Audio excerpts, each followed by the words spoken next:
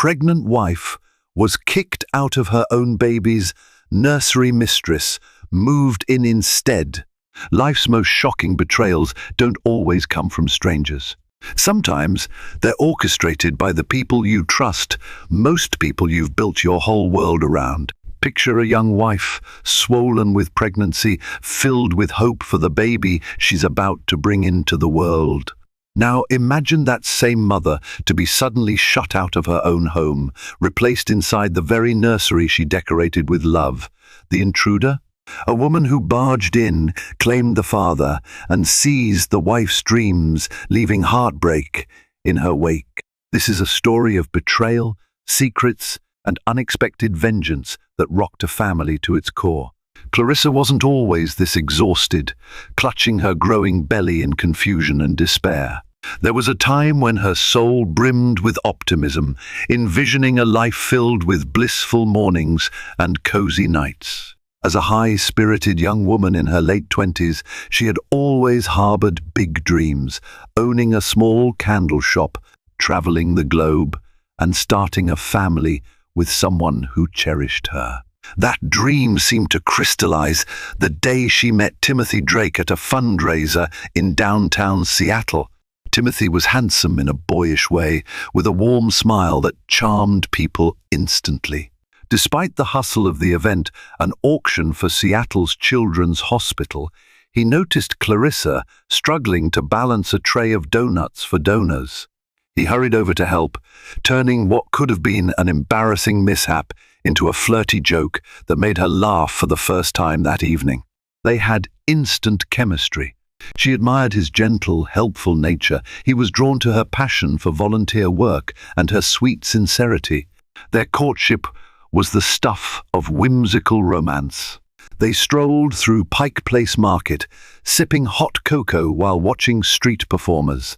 They spent rainy afternoons in coffee shops, sampling pastries and dreaming about a future that sparkled with possibilities.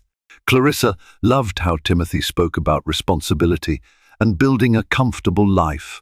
He'd mentioned wanting to secure a stable job so his future wife would never feel alone or unsafe. Eventually, he landed a decent position at a tech company.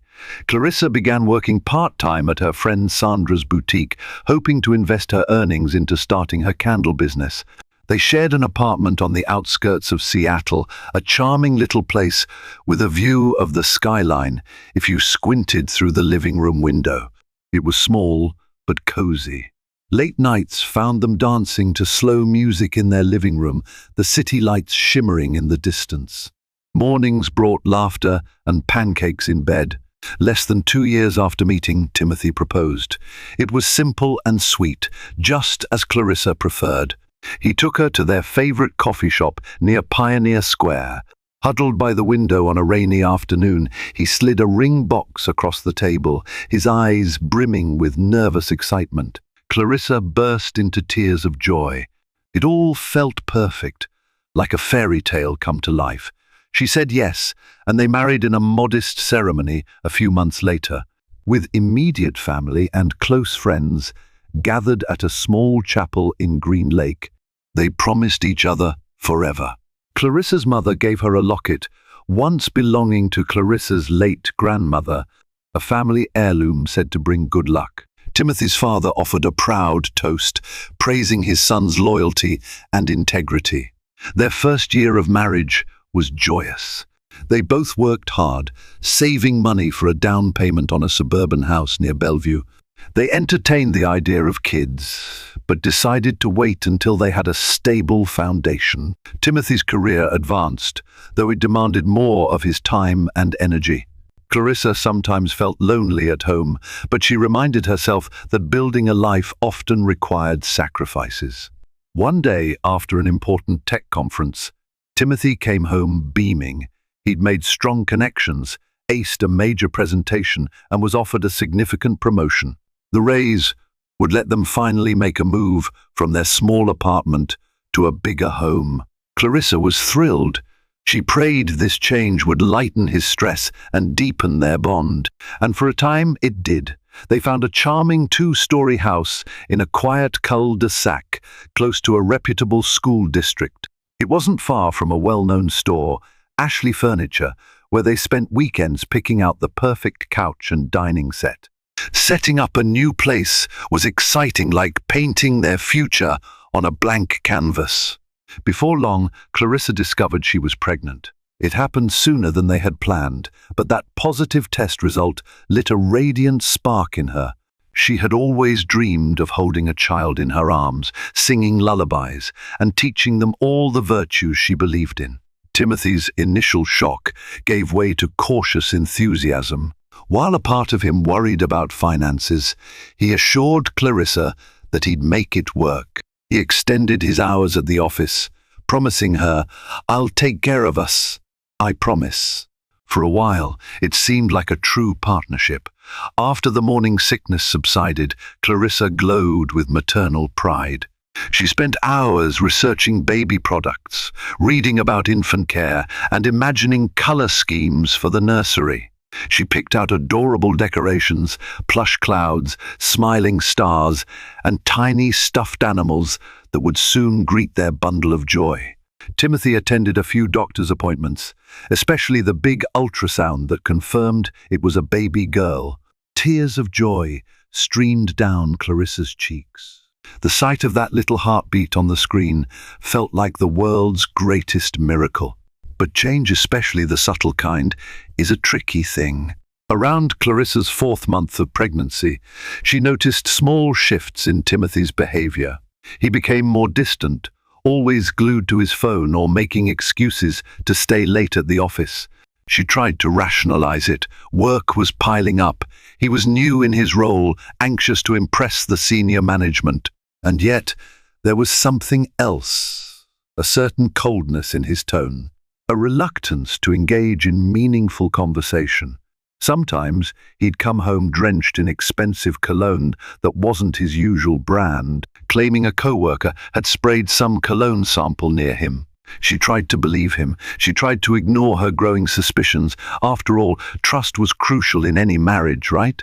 The first major alarm sounded when Timothy forgot about their scheduled appointment to look at cribs at Ashley Furniture a day.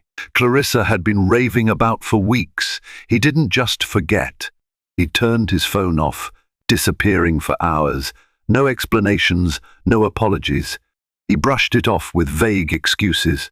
Clarissa felt a pang of hurt, but she tried to put on a brave face. She told herself not to nag, to be supportive, to show him she believed in him. That night, as she lay awake in bed with Timothy asleep beside her, she felt her heart pounding with worry. Their relationship was changing. She had no idea why or how deeply the fault lines ran, but she felt them. In the darkness, she clutched her locket for comfort, wondering if her grandmother's watchful spirit might guide her through these uncertain times. As weeks passed, Timothy's behavior worsened. Clarissa overheard him on hushed phone calls, his voice full of a nervous excitement. She hadn't heard directed toward her in a while. She spotted text messages that he quickly swiped away, and there were random lunches he claimed to have with clients. But Clarissa, wanting desperately to keep her marriage afloat, brushed off her concerns. She told herself, maybe I'm just hormonal, maybe I'm reading too much into this. Little did she know that the life she'd so meticulously built was about to shatter. That bright nursery she'd decorated with so much hope was destined to host a cruel betrayal she never saw coming. In the deepest chambers of her heart, Clarissa believed love could conquer all. She had no idea that one day soon she would be forced to pack her things, eyes brimming with tears, leaving behind the very crib and rocking chair she'd lovingly selected. And a stranger, someone uninvited and heartless, would settle into that sacred space, taking up residence in her place. Clarissa's excitement for her growing baby fueled her every decision during her 6th month of pregnancy. She pored over color swatches, imagining a nursery filled with soft yellows, whimsical stars, and cuddly animals. Yet while she busied herself with paint samples and baby blankets, Timothy grew increasingly withdrawn. Late nights at work, hushed phone calls, and his constant checking of texts hinted that something was amiss. One afternoon, Clarissa noticed a new name flashing on Timothy's phone screen, Alicia. Initially, she brushed it off, maybe a colleague, but unease settled in her stomach when Timothy dismissed her questions, insisting it was just a work thing. Red flags multiplied. He skipped their appointment to select a crib, leaving Clarissa alone at Ashley Furniture, browsing styles meant for both parents to decide. When Timothy finally showed up hours later, he reeked of unfamiliar cologne. Her apprehension grew with each vague excuse. Despite her misgivings, Clarissa tried to stay optimistic. She believed Timothy was merely overworked and hoped the tension would ease as the pregnancy progressed. Desperate for normalcy, she cooked elaborate meals, coaxed him to feel their baby's kicks, and invited him to the doctor's appointments he usually missed. Still, his aloofness lingered, an icy gap between them. Late one night, Clarissa caught sight of his phone, unattended. Shame pricked her conscience, but desperation won out. She unlocked it, using their wedding anniversary, heart thudding as she scrolled. Confirming her worst fears, she read flirtatious messages between Timothy and Alicia, affectionate emojis, secret lunch dates, and promises to meet again. Clarissa stared at the screen, tears burning her eyes. Everything she feared was true. Her husband was having an affair. She replaced the phone, chest tight with sorrow. Exhausted from heartbreak, she confronted him the next day, voice trembling as she asked about Alicia. He denied it all, calling her paranoid, too drained to fight. Clarissa let the topic drop, though her suspicions were now undeniable. The pregnancy felt heavier than ever, a stark reminder that she carried a child whose father was drifting away. Still, Clarissa pressed forward, determined to keep the nursery a refuge of love. She draped fairy lights across the windows and hung a mobile above the crib. In quiet moments, she gently rested a hand on her belly, whispering lullabies to her baby girl, praying Timothy would return to the man she thought she knew. But the secrets he harbored loomed larger each day. Unbeknownst to Clarissa, Alicia was already angling to push her aside. The nursery, once a symbol of togetherness, was on the cusp of becoming the battleground for a betrayal. Clarissa could never have imagined. As Clarissa's due date approached, each day felt like walking on eggshells. Timothy oscillated between guilt-ridden compassion and brazen defiance. Meanwhile, Alicia's presence loomed like a sinister cloud overshadowing their home. Clarissa thought she'd seen the worst of Timothy's betrayals until one afternoon, when she waddled into the nursery to discover an atrocity she could hardly believe. Alicia had moved her belongings, suitcases, clothing, even a makeup case right into the baby's nursery. She was in the middle of rearranging furniture, pushing aside the rocking chair Clarissa had purchased months ago. Alicia's eyes flicked over Clarissa with a dismissive glare. The stench of her strong perfume smothered the sweet scent of baby powder that had once filled the room. Clarissa stood paralyzed. "What are you doing here? Why do you have suitcases?" Her voice trembled with confusion and anger. With a casual shrug, Alicia answered, "Didn't Timothy tell you? He said he's letting me stay here for a while." She gazed at Clarissa's protruding belly, her lips curving into a condescending sneer. "I'll just be in this room. Apparently, there's nowhere else in the house for me." Clarissa felt her world tilt. She stared at the woman who had invaded her sanctuary. This was the room she'd painstakingly decorated, dreaming of lullabies and bedtime stories. Alicia threw a bright pink suitcase on the floor near the crib, as if preparing to settle in permanently. Timothy entered behind Clarissa, looking far too casual for the gravity of the situation. He brushed by her to stand next to Alicia. "Clarissa," he started, his tone exasperated. "Alicia's going through a tough time right now. She lost her apartment, long story. She needs a place to crash. Just temporarily. Temporarily." Clarissa's voice cracked. Her eyes darted between Timothy and Alicia. "You've got to be kidding me. We're weeks away from having a baby. And you're letting the word mistress caught in her throat. You're letting her move into our home." Timothy sighed, as though Clarissa was the one being unreasonable. "We have a spare room," he countered, gesturing vaguely down the hall, "but it's not furnished. This nursery is basically empty." Empty. Clarissa nearly lost her composure. She glared at him. "It's our baby's room. It's not some guest suite." Without missing a beat, Alicia chimed in, "Relax, honey. I'll be out of here in no time. I just need a temporary roof." Timothy's being a friend. Clarissa's stomach churned. "A friend?" She turned to Timothy, searching his eyes for any sign of compassion or logic. "How could you do this?" He avoided her gaze. "I had no choice. She needs help, and I can't exactly turn her away. It's only for a few days," but a few days stretched into a week, then two. Alicia made herself at home, lounging around in the nursery, adjusting the baby's decorations to suit her taste. At night, she slept on a makeshift air mattress placed beside the crib. The humiliation stacked up. She demanded Timothy help her with errands, asked him to pick up groceries, and even borrowed Clarissa's towels without asking. Clarissa's stress levels skyrocketed. She felt the baby squirm uneasily within her belly, as though the unborn child sensed the chaos. She tried to talk sense into Timothy, to remind him that they were about to become parents, that Alicia's presence was toxic. He brushed her off, insisting he was just trying to help a friend in need. "Don't make this into a big drama," he spat one night. "It's not like I'm pushing you out of anything." But that was precisely how it felt. Clarissa found herself avoiding the nursery altogether because Alicia was always inside, treating it like her personal domain. Twice, Clarissa caught Alicia rummaging through baby clothes in the dresser drawers, making critical remarks about Clarissa's style.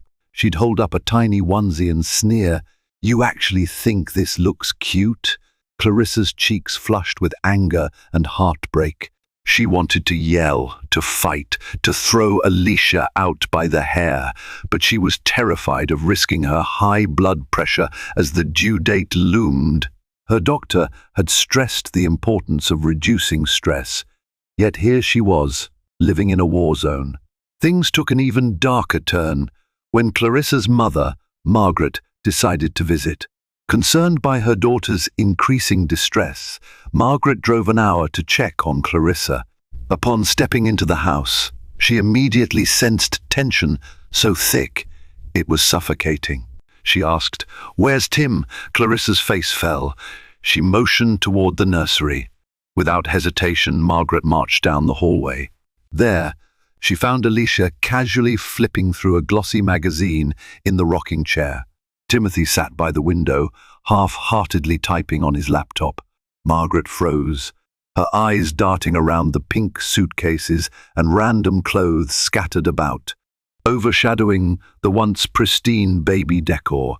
"And who," Margaret demanded, "is this?" Alicia raised an eyebrow, sizing up the older woman. Timothy stood abruptly, muttering something about Alicia being a friend in need. Margaret squared her shoulders. "Clarissa," she called out, "come here this instant. Explain to me what is happening."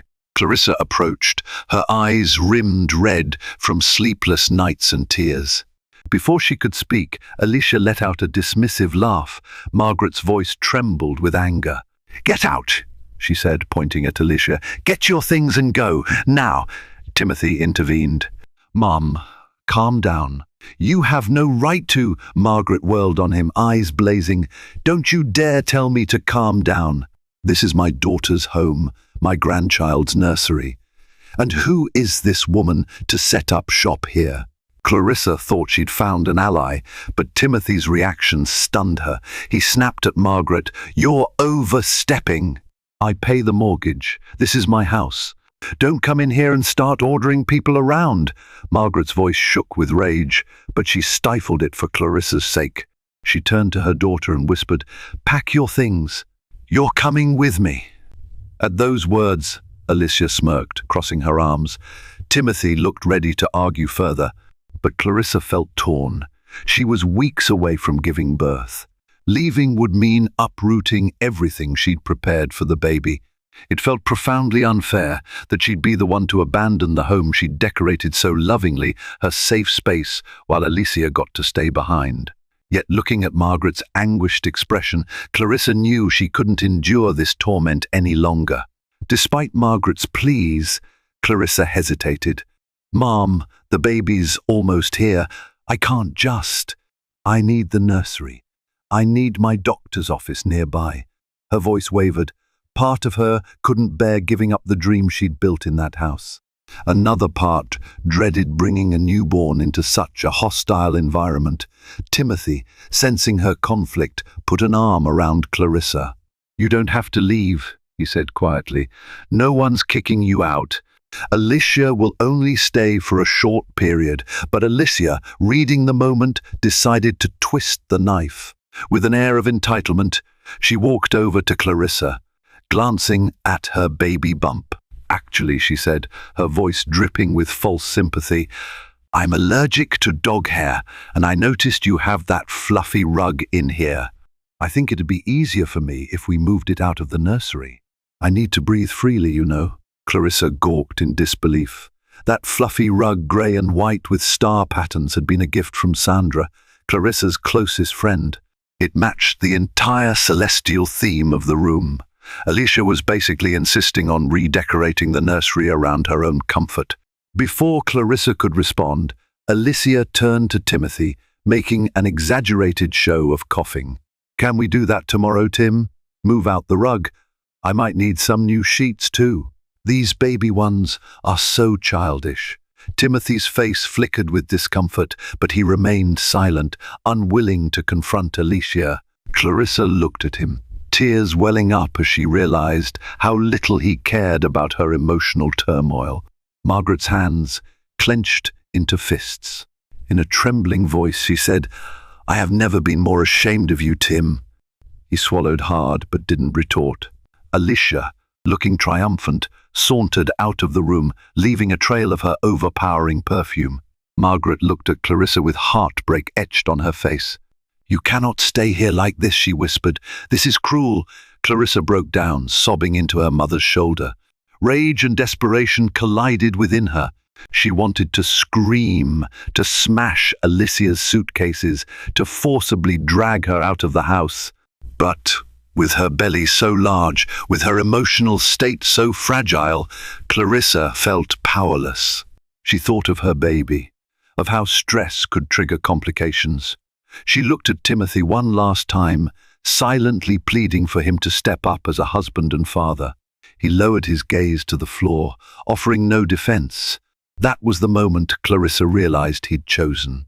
Alicia's comfort over hers, over the babies, and over their marriage. She pressed a trembling hand against her stomach, feeling a faint kick life, reminding her to keep fighting, to survive this. Yet in that moment, all she could do was shuffle to her bedroom, pack a bag of essentials, and follow her mother out of the house. She left behind the crib, the changing table, the star-studded lights, and every hope she'd nestled into that nursery. Stepping onto the front porch, Clarissa gazed at the sky. It was dusk, with streaks of orange and pink fading fast, as if symbolizing the last embers of her once happy life. She felt dizzy, tears drying on her cheeks. Her mother guided her down to the car. As they drove away, Clarissa couldn't help but look back at the house, her dream home, overshadowed by the presence of a woman who had no right to be there. But if Alicia thought this was the end of Clarissa's fight, she was in for a rude awakening. Sometimes the strongest forms of determination are born out of despair. And Clarissa, battered and bruised, was about to discover a well of resilience she didn't know she possessed. Clarissa spent her first days away from the house at her mother's place in Everett. Though the cozy living room and childhood memories offered a degree of comfort, the betrayal weighed heavily on her. 8 months pregnant, she worried about her baby's well-being, terrified stress could trigger complications. While Margaret tended to her, Clarissa often lay awake in bed, replaying images of Alicia dragging suitcases into the nursery. Despite feeling drained, Clarissa sought legal counsel. Her new attorney, Barbara Callahan, listened intently to everything: Timothy's affair, the humiliating eviction, Alicia's brazen behavior. Barbara urged Clarissa to file for spousal and child support, reminding her that she had every right to protect her interests and her unborn child. Gathering evidence, including Alicia's mocking text messages, became Clarissa's lifeline. She saved screenshots of Alicia's taunts, each one fueling her resolve to fight back. Beyond the legal matters, emotional tolls loomed. Alicia's presence in the nursery haunted Clarissa's dreams, a twisted reminder of how easily Timothy had betrayed her. Still, Clarissa's maternal instincts refused to let her crumble. She focused on prenatal yoga, daily walks, and soft lullabies, determined to bring her daughter into the world with as much peace as possible. Meanwhile, Alicia reveled in her supposed victory. She texted Clarissa once more, "Your nursery looks so good on me," sparking fresh heartbreak. Instead of lashing out, Clarissa collected every message. Barbara insisted such evidence would prove Alicia's cruelty. Slowly, Clarissa realized she had to survive for her baby's sake. Alicia's cruelty might wound her pride, but it wouldn't destroy her spirit. Late one night, a storm of shouting erupted in the very home Clarissa had left. Neighbors later reported seeing Alicia's car pull up, Timothy rushing outside, and both engaged in a furious argument on the front lawn. Alicia's voice rang out in shrill accusations. Timothy shouted back, fear and anger rippling through his words. After nearly half an hour of chaos, Alicia sped off into the night, leaving behind a shaken Timothy. The next morning, Timothy called Clarissa, his voice full of regret and exhaustion. "Alicia's gone," he said, as though disclosing a terrible secret. He admitted she had packed her belongings and left. With Alicia no longer in the house, Timothy tried inviting Clarissa to return. Yet even in his desperation, Clarissa sensed he was still floundering, caught between shame and confusion. She refused to go back on impulse. Her baby came first. Though Alicia's physical presence vanished, the damage remained. The nursery she'd commandeered still bore her toxic imprint, and Clarissa's hope for a harmonious home life lay in tatters. But as she gathered strength at her mother's house, Clarissa realized she was no longer a frightened wife. She was a mother-to-be, equipped with a firm belief that no mistress, no betrayal, could rob her of the fierce love she held for her child and the resolve to protect them both. On a cloudy Tuesday morning, Clarissa woke up with sharp pains shooting across her abdomen. She realized her contractions had begun. Her mother rushed her to the hospital, where Clarissa found herself gripping the bed rails, sweat and tears mingling on her face. The emotional turmoil she'd endured now converged with the raw physical agony of childbirth. Despite it all, she felt a surge of determination. She had a mission: bring her daughter safely into the world. Nurses reassured her that everything was progressing normally. Her friend Sandra arrived, offering to help in the delivery room. Clarissa felt pangs of sadness at Timothy's absence, but she didn't call him. She wasn't sure she wanted him there, overshadowing this sacred moment. Her mind whirled. Did he even deserve to witness his child's first breath? Hours of labor later, at precisely 3:14 p.m., a piercing cry echoed in the birthing suite. Clarissa let out an exhausted sob of relief. Her daughter had arrived. Wrinkly, pink, and precious, she was placed on Clarissa's chest. Overwhelmed by emotion, Clarissa whispered, "Welcome to the world," tears of joy slipping from her eyes. She felt a wave of fierce love, unlike anything she'd known. News traveled quickly. Margaret called Timothy to inform him he had a daughter. Clarissa could hear his voice shouting on the phone from across the room, demanding to speak to her. She refused. Still shaking and exhilarated from giving birth, she needed peace. The baby, whom Clarissa named Lucy after her grandmother, deserved a calm entrance into life. Timothy arrived at the hospital that evening, frantic and disheveled. He tried to barge into Clarissa's room, only for Sandra to block him at the door. "She's resting," Sandra said firmly, eyes narrowing. "You can wait in the hall until she's ready." He slumped against a wall, guilt gnawing at him. Over the next hour, Margaret and Sandra debated letting him see Lucy. Finally, Clarissa agreed to a brief visit. Timothy tiptoed into the room, eyeing Lucy swaddled in a pink blanket. He stared, mouth agape, at the tiny life they'd created. Clarissa sensed raw emotion flicker across his features. For a moment, he appeared to regret every misstep he'd taken. "Can I hold her?" he asked, voice trembling. Clarissa hesitated, but nodded. The nurse gently placed Lucy into his arms. Timothy's gaze softened. He gently rocked the baby, tears brimming in his eyes. For a fleeting second, Clarissa felt pity for him, the father who had missed this monumental moment. But she steeled herself, reminding her heart of the betrayal still simmering beneath their fragile truce.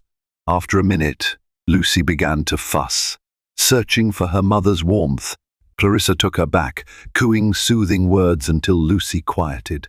Awkward silence filled the air. Then Timothy blurted, "I'm so sorry. I messed up. I want to fix this." Clarissa studied him. His eyes held sorrow, but she also recalled the countless times he'd dismissed her, the nights he spent with Alicia. She thought of the text messages, the phone calls, the sight of Alicia's pink suitcase in the nursery. Clarissa bit her lip, anger flaring. "You'll have responsibilities, Timothy. Child support, medical bills. Whether or not you want to be in Lucy's life, that's up to you. But don't expect me to just forgive and forget." He hung his head. "I know," he mumbled. "I'll do whatever it takes. Just please, give me a chance." Clarissa, exhausted, shook her head. "We can talk about it later.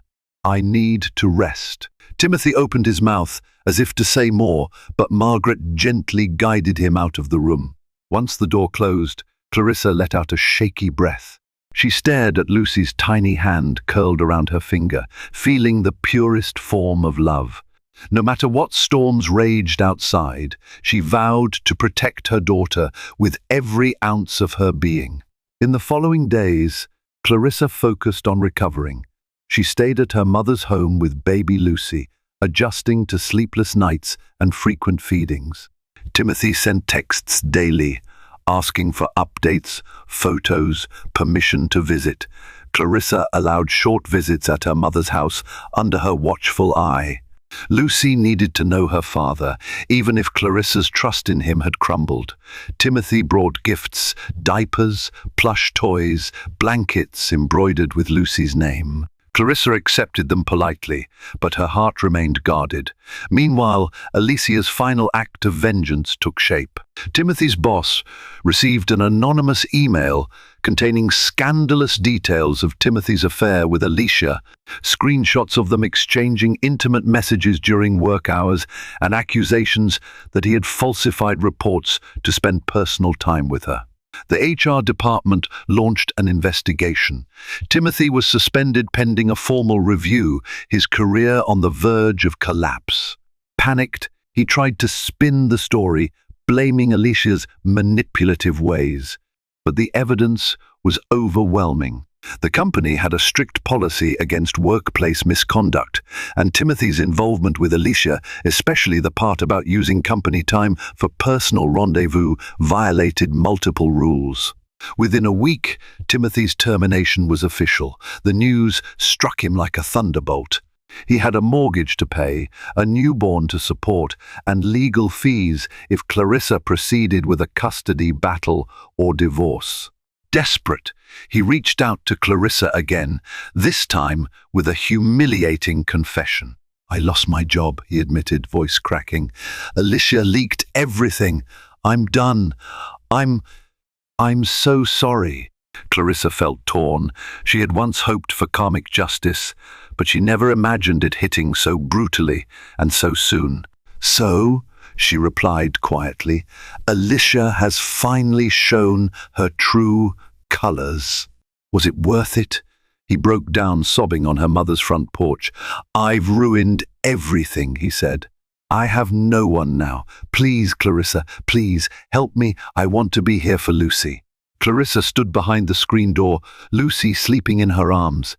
Margaret peered from the living room, frowning. Clarissa's heart twisted as she watched Timothy crumble. Once upon a time, she'd loved him with all her heart. They had shared a dream, raising a family, growing old together. But that dream had shattered the day he let Alicia take her place. Now, karma had come swinging like a wrecking ball. Quietly, Clarissa motioned for him to enter. He sank onto the living room couch, burying his face in his hands.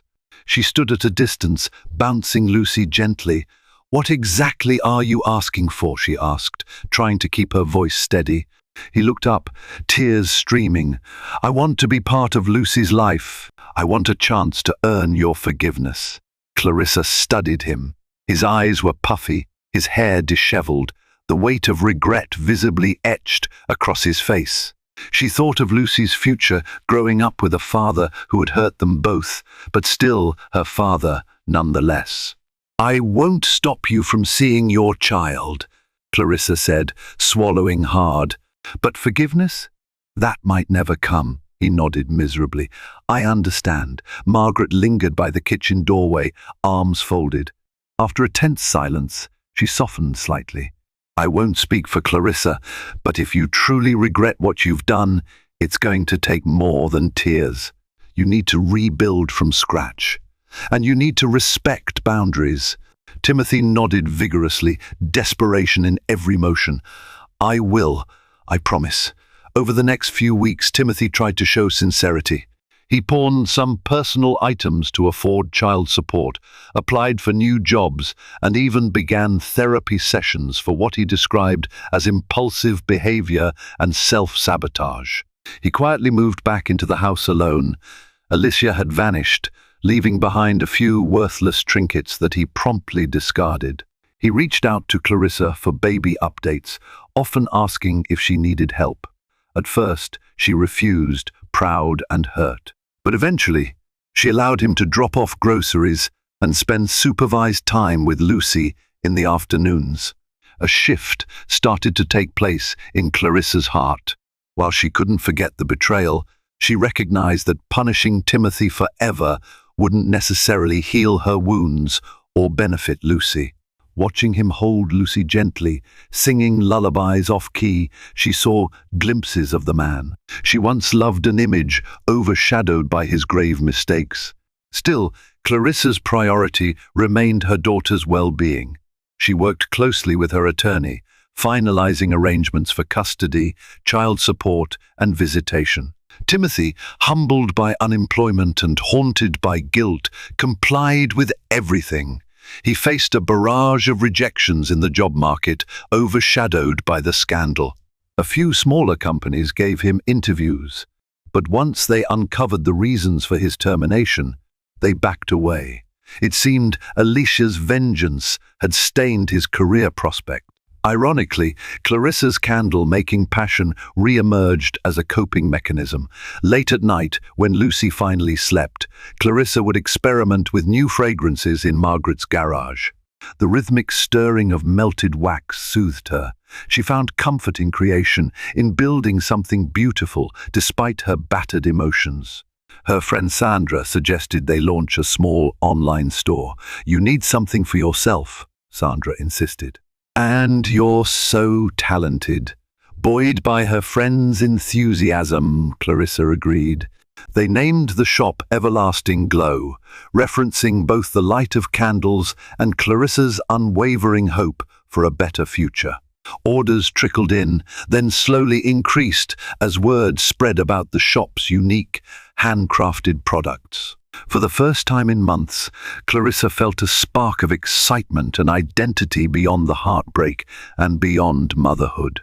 She was forging her own path. As time went on, Timothy continued to show up, day after day, offering to help with Lucy's feedings, changing diapers, and reading bedtime stories. He'd bring small gifts, like a music box or a lullaby CD, purchased from discount stores, given his financial constraints. He sought therapy, persevered in job hunting, and frequently apologized, though Clarissa never demanded his contrition. She was learning that real change would only be evident in consistent actions, not empty words.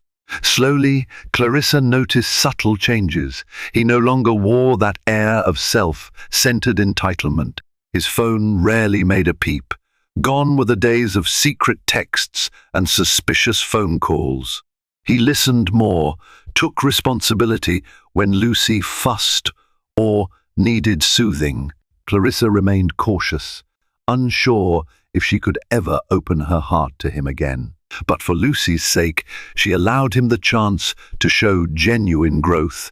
And as the weeks stretched into months, Alicia's name became a distant echo, a bad memory overshadowed by new routines, doctor visits for Lucy, candle-making sessions, Timothy's job applications. Alicia, rumored to have moved out of state, tried once or twice to call Timothy, but he blocked her.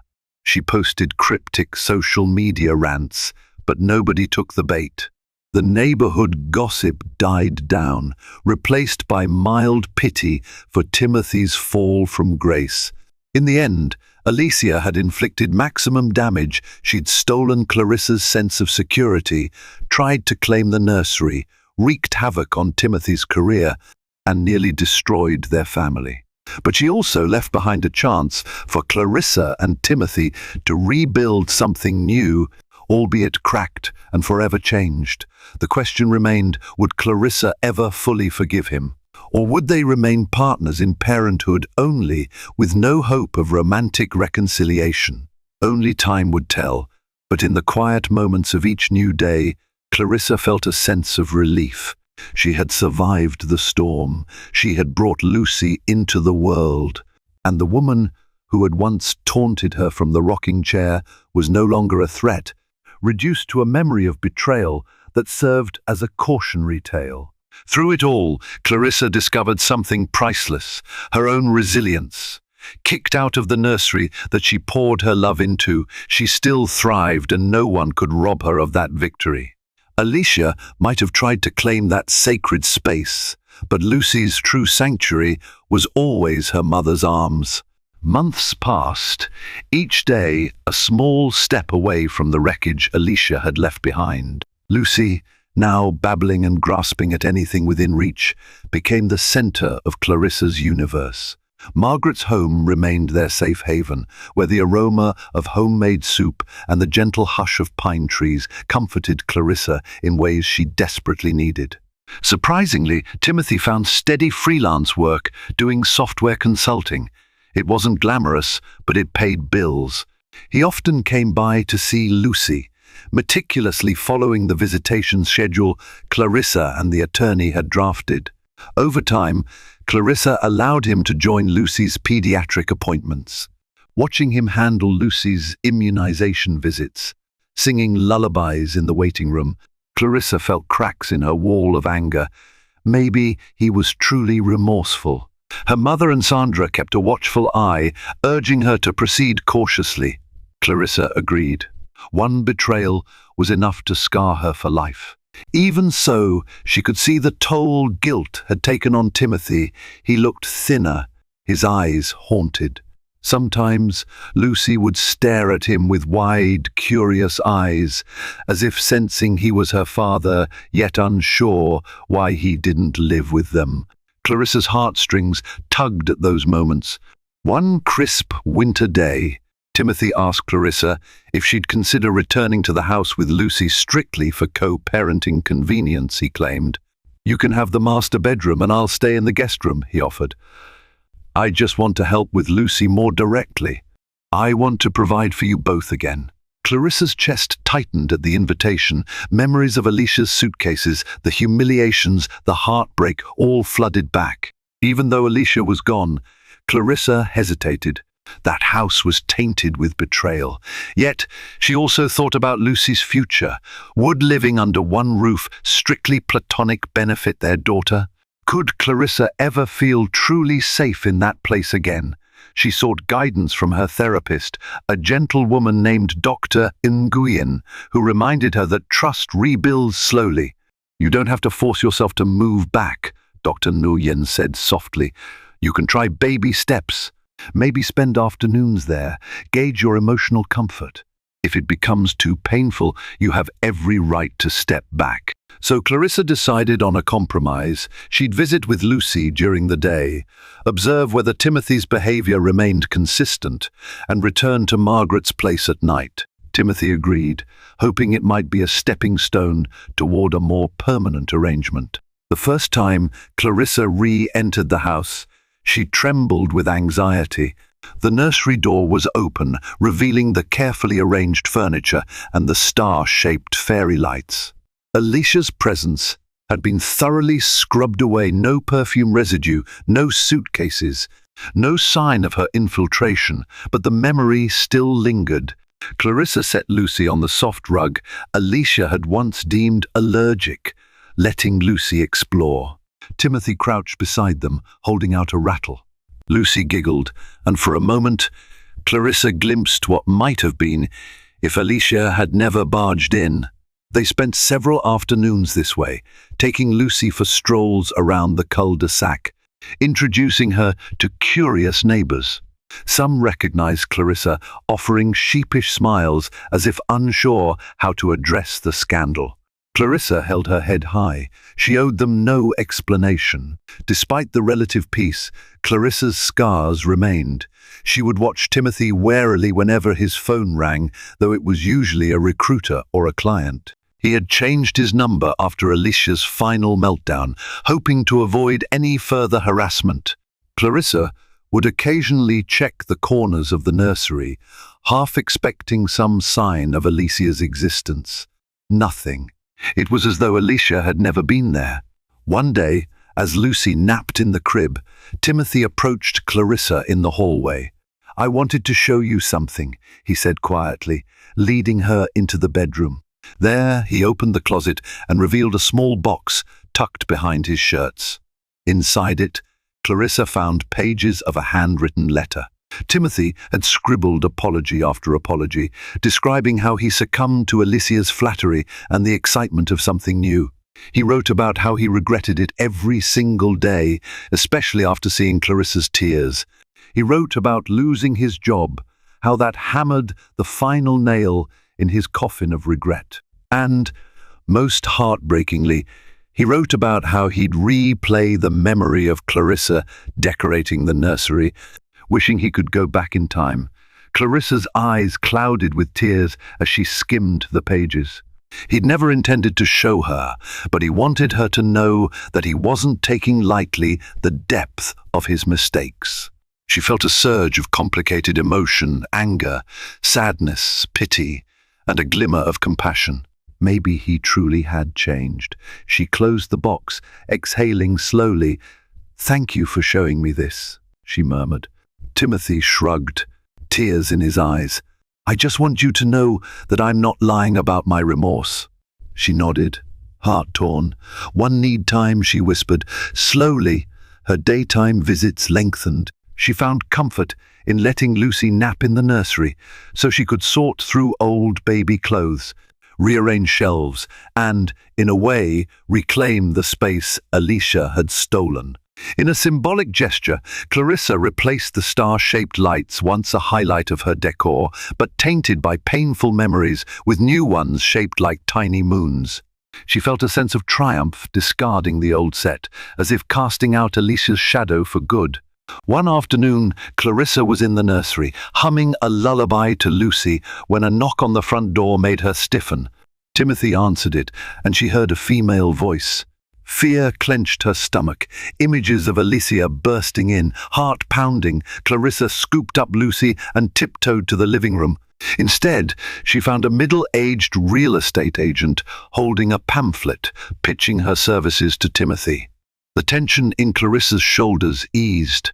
Timothy quickly saw Clarissa's worried expression and shook his head, mouthing, "Not Alicia." Clarissa managed a feeble smile, relieved but reminded of how her trauma still lingered close to the surface. After the agent left, Timothy turned to Clarissa.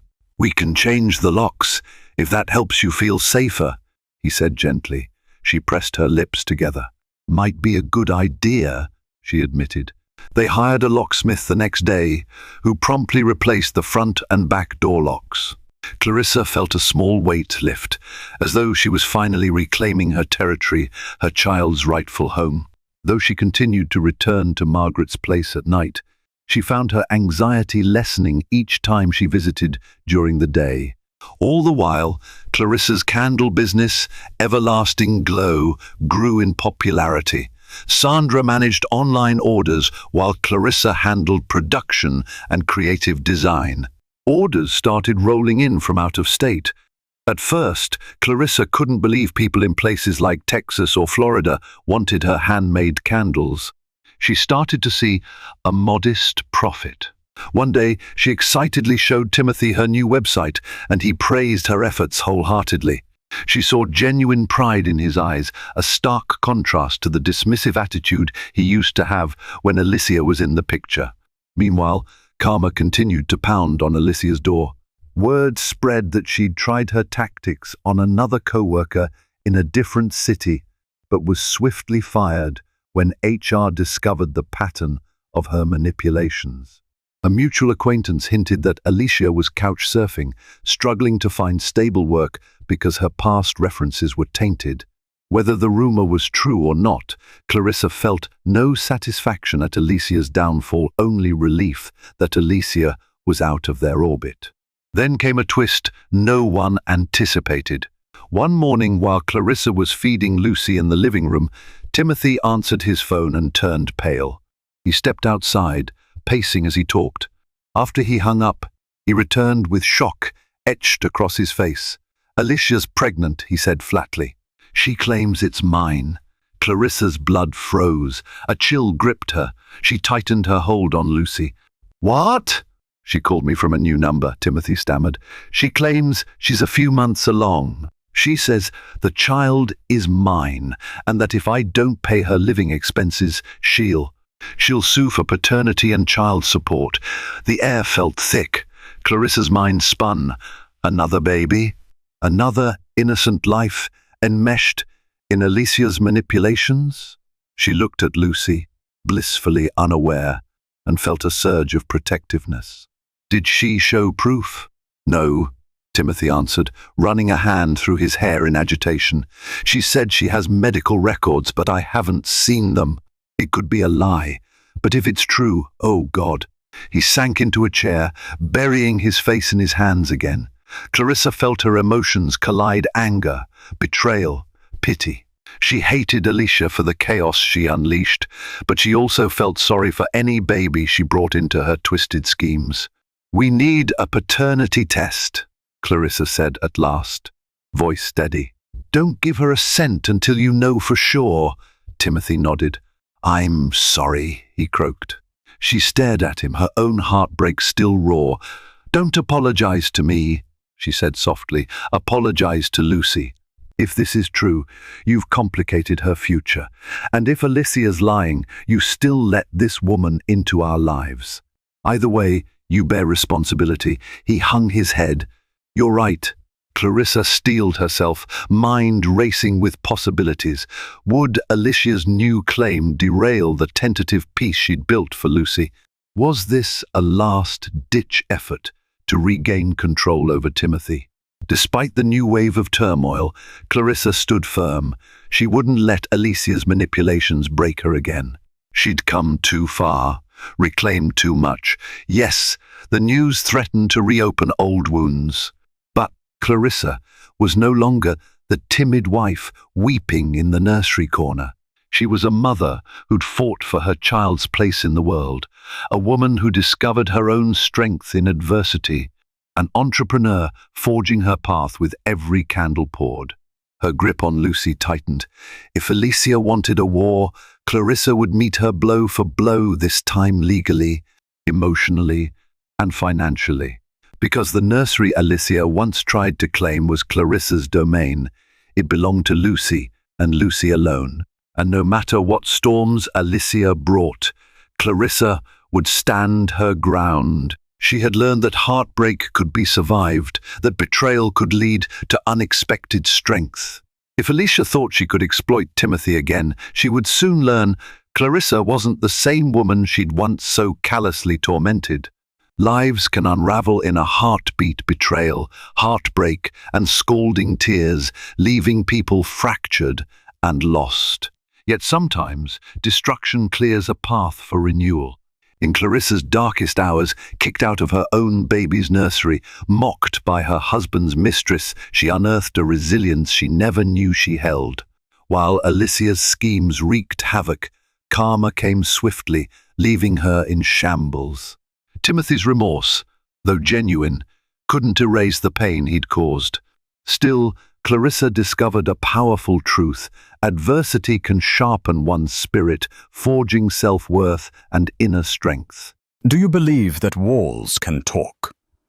That sometimes the very bricks around us hold stories too raw, too tangled to speak aloud? This is the story of a man who shattered hearts and trust in one swift stroke, erasing his unborn baby's name from the nursery wall. Little did he know that fate would carve that same name into the towering facade of his company's newest building. Love, ambition, betrayal, and redemption twist through every corridor of this tale. Buckle in for a journey that delves into hidden pasts and uncertain futures, where every character holds a key to a devastating secret. The late afternoon sun streamed through the tall windows of Alexander Haven's corner office at Horizon Global Ventures. The golden light cast a halo on the gleaming awards and plaques that lined the walls, each one echoing the success that the Haven family had worked generations to achieve. Alexander, a tall, imposing figure with silver-streaked hair at just 38, leaned back in his leather chair, drumming his fingers on the polished mahogany desk. His gaze cold and distant, fixed on an ornate pen, an anniversary gift from his wife, Cassandra. In that moment, the pen symbolized everything that had once been simple and hopeful in his life. Now it only served as a reminder of secrets he had kept, the people he had hurt. He had always prided himself on his ability to control every variable in his life. But as the afternoon light drifted across the office, he realized control had slipped through his fingers the very day he found out Cassandra was pregnant. They had never spoken much about children before.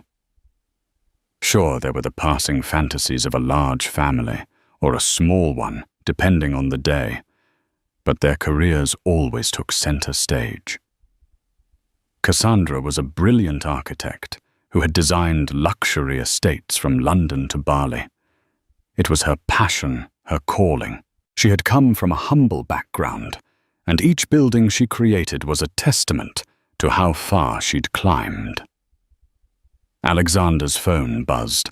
The name on the caller ID read Cassandra, and he felt a rush of guilt swirl inside him. She'd called 5 times that day, and each call had gone to voicemail. Now, perhaps out of reflex, he answered. Alec, Cassandra's voice was tight. She used his pet name, though the warmth that usually accompanied it was missing. "We need to talk. I'm at the house." Alexander swallowed. "I'll be there soon." He left the office without a backward glance, ignoring the stares of his employees as he stalked past glass-walled conference rooms. He drove to their estate on the outskirts of the city, a sprawling piece of land overshadowed by centuries-old oaks. The driveway alone was half a mile of winding pavement lined with perfectly manicured hedges. When he finally stepped inside, an uneasy silence welcomed him. Years ago, upon first acquiring the property, He and Cassandra had dreamed of filling those halls with laughter, children's voices, dinner parties, new memories. They even had a room at the end of the upstairs corridor, designated as a nursery, its walls once adorned with gentle pastel colors. A rocking chair Cassandra's grandmother had passed down, and a small name plaque they'd chosen for their soon-to-be child, the child who would never come. He found Cassandra in the nursery. The walls were now blank, the rocking chair shoved into a corner. She stood with her back to him, arms crossed, shoulders trembling. "What have you done?" Her voice was steady, yet thick with pain. Alexander closed his eyes for a moment. He had instructed the staff to repaint the nursery and remove all traces of the name they had once agreed upon Adrian. It had been a reckless, impulsive decision, one made out of heartbreak and the fear of being haunted by a memory of what could have been. Losing the baby had hit him in a place he never knew existed, so he did the one thing that made sense at the time: erase everything that reminded him of it. Cassandra turned, revealing tears clinging to her lashes. "We never even talked about it," she whispered. "You just had them remove his name, like he never existed." "I couldn't stand it," Alexander said, his voice low. "Couldn't stand walking by this room and seeing that name every day. It hurt too much." She stared at him, eyes glassy with betrayal. "Hurt too much? For whom? For you?" She took a trembling breath. "Because I still dream of him at night. I wake up and forget he's gone. And now there's nothing left of him at all, except the emptiness." His throat burned. He wanted to hold her, to promise her it would be okay. But the chasm between them felt too wide. Cassandra brushed past him, leaving only the scent of her expensive perfume and heartbreak in the air. He stood in the barren nursery, haunted by the absence of the name that used to be there. He thought about how that single act of painting over a memory had torn him and Cassandra further apart, and he wondered if they would ever find their way back. Yet destiny had other plans. The name he'd buried was about to resurface in a place he'd never expect, etched in stone on the facade of a building that would soon reshape both their lives. Long before he met Cassandra, Alexander Haven was raised in a world of opulence. The Havens were a known name in Massachusetts, their family wealth tracing back to old shipping lines that made fortunes in the 19th century. Over time, their empire evolved into real estate investment banking and eventually high-tech ventures. Alexander's father, Gordon Haven, was a formidable presence, meticulous, shrewd, and intimidating. He had raised Alexander with the mantra, legacy. First, everything else second. While this instilled in Alexander a relentless drive for success, it also planted deep insecurities. He had grown to view relationships as stepping stones or potential pitfalls. Even in personal matters, he measured the risk and potential reward. Growing up, he rarely visited friends' homes, almost never had a slumber party or carefree evening away from the watchful eyes of his father and their entourage of staff. He was groomed for leadership, taught to win at any cost. Cassandra Delgado was nothing like the women in Alexander's social circle. A self-made prodigy, her architectural breakthroughs in eco-friendly designs caught the attention of environmentalists, real estate moguls, and philanthropists alike, including Bill and Melinda Gates, who admired her commitment to sustainability. Some whispered that she was on the short list to design a new philanthropic research center that Mark Zuckerberg was rumored to be funding. No one dared question her brilliance. She had an almost mystical ability to see aesthetics and engineering as two halves of the same whole. They met at a fundraising gala for a children's hospital in Boston. Cassandra was there to pitch a new pediatric ward design concept, one that would integrate nature-inspired spaces to comfort children during treatments. Alexander, ironically, was there to represent the Haven family's charitable giving, something that always gave them positive publicity, though the real philanthropic intentions were sometimes overshadowed by the press releases. Their connection was instant, and it went beyond physical attraction. Alexander, drawn to her fiery determination, found himself opening up in ways he never had. Cassandra, for her part, saw in him a man who yearned for genuine passion outside his business fortress. They talked about innovative building designs, philanthropic aspirations, and the ways architecture could shape a better future. Where Alexander was methodical, Cassandra was creative. Where he built walls, she tore them down. They married quickly, too quickly, some said, and formed what Boston's high society regarded as the power couple of the decade. At first, Alexander integrated Cassandra into the Haven empire, seamlessly trusting her insight to innovate in areas where the family's vision had grown stale. In turn, she reveled in the resources the Haven family's wealth provided, designing experimental complexes, advanced living facilities, and eco-conscious high-rises. Yet as the months wore on, Alexander's father Gordon began to question Cassandra's long-term loyalty. She wasn't from their world. Old money had a certain set of unspoken rules, and Cassandra wasn't one to follow them blindly. Over time, tensions rose. Cassandra refused to let the Haven name overshadow her personal identity. She pressed for her own brand recognition in architectural circles, which Gordon felt threatened the collective family prestige.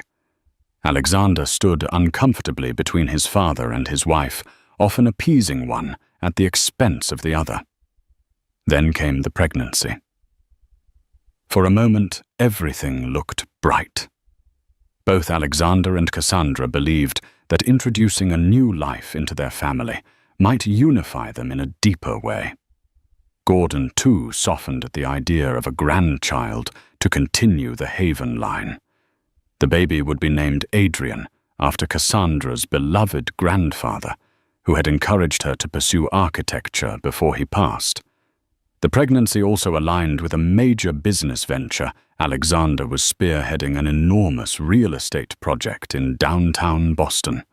He'd collaborated with City Hall to turn a derelict block into a modern corporate park, one that would bear the Haven name and stand as a testament to the family's ongoing influence. But fate was cruel.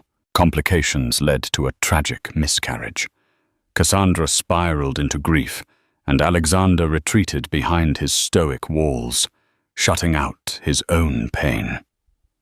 It was easier for him to bury it beneath new projects, negotiations, and deals than to face the magnitude of what they lost. And so the nursery remained untouched, a silent reminder until the day he decided to erase Adrian's name from its walls. The heartbreak in Cassandra's eyes that afternoon was not something that could be easily fixed. Their once tightly woven tapestry of ambition and love was unraveling. Little did either of them know just how violently the threads would be pulled apart by events lurking on the horizon. Time marched on. Work never stopped at Horizon Global Ventures. The real estate project that Alexander had been orchestrating, officially dubbed the Haven Complex, was inching closer to its grand unveiling. This multi-building campus promised to revitalize downtown Boston, merging state-of-the-art office spaces with green rooftops, large communal parks, and advanced energy-efficient technologies. Cassandra had contributed some early design concepts before her grief took her away from many responsibilities, and Alexander had allowed her that distance, not wanting to impose further stress. One crisp morning, Alexander's mind was spinning through a dozen tasks as he stepped out of his black SUV in front of the nearly completed Haven complex. He was there to do a final walkthrough before the massive media event scheduled 2 weeks later. Broad columns flanked an enormous plaza in the center of the development, lined with glass-clad towers that reached skyward. The sweet tang of fresh cement and the buzz of construction filled the air. His team of architects and investors trailed behind him, bustling with excitement to show off the progress. Alexander nodded politely, scanning the site with a practiced gaze. They crossed the plaza and approached the main tower, which soared upwards in shimmering glass and steel. A large ceremonial wall next to the entrance was reserved for a special unveiling, an inscription dedicated to the vision and future of the Haven legacy. Rumor had it that Alexander intended to carve a quote or place an emblem to commemorate the family's dedication to progress. Just as they were about to enter the tower, the site manager Miriam Kelly hurried up to Alexander with an odd look on her face. "Mr. Haven," she said, pushing her black-rimmed glasses up her nose. "We've discovered something on the decorative facade. It wasn't part of the official design, but it appears to be etched deep into the stone. It will take significant effort and time to remove." Alexander raised an eyebrow. "Etched like graffiti?" "Not exactly. It's a name, sir." She paused, swallowing hard. "Adrian." In an instant, Alexander's heart dropped. He stiffened. The mere mention of that name here in the heart of his largest development felt like a cosmic punch to the gut. "How did it get her there?" he demanded, voice taut. "We're still investigating," she replied, voice hushed. "It's small, but it's chiseled in a way that's deliberate, with actual stone carving techniques. Not just some random tagger with a spray can. It's on a corner of the decorative stone panel just to the right of the building's main entrance. We can remove it, but it will leave a visible patch unless we replace the entire panel, which might take weeks to reorder and install." A swirl of memories and guilt flooded Alexander. He could still see Cassandra's tear-stained eyes the day he repainted the nursery walls. Why here, why now? Was this some act of sabotage, or was it a bizarre coincidence? He turned to his team, feigning control. "Gather the crew. Let's see this for ourselves." They walked around to the side of the building near the main entrance. Indeed, on the lower corner of a heavy stone block, in ornate script no more than 3 inches tall, he saw the name Adrian. It glinted in the morning light, as if mocking him.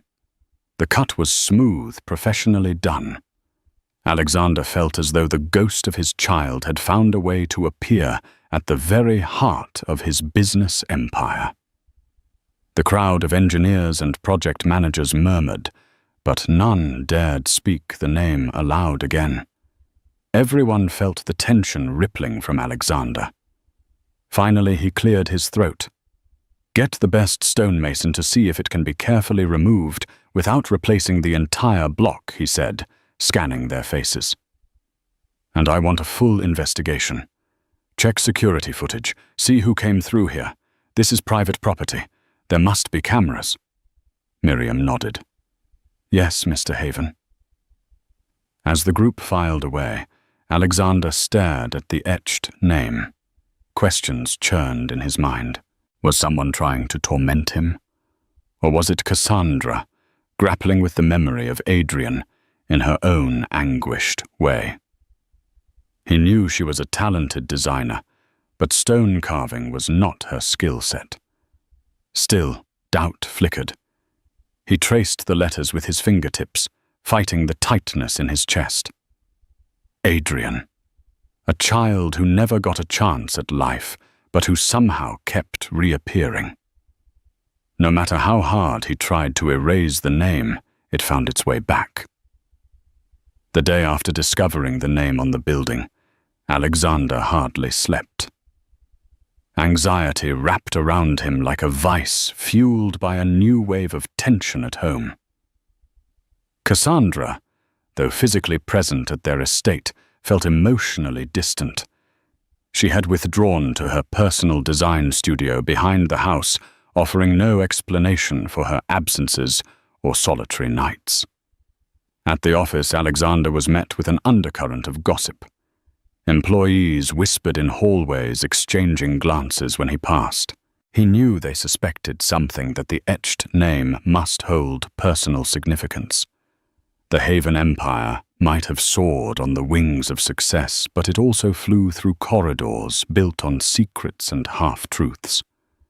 Desperate for answers, Alexander plunged himself into the security footage from the site. Along with Miriam and a small group of trusted IT specialists, he spent hours scrubbing through camera angles. They found little out of the ordinary, no suspicious intruders, no after-hours trespassers.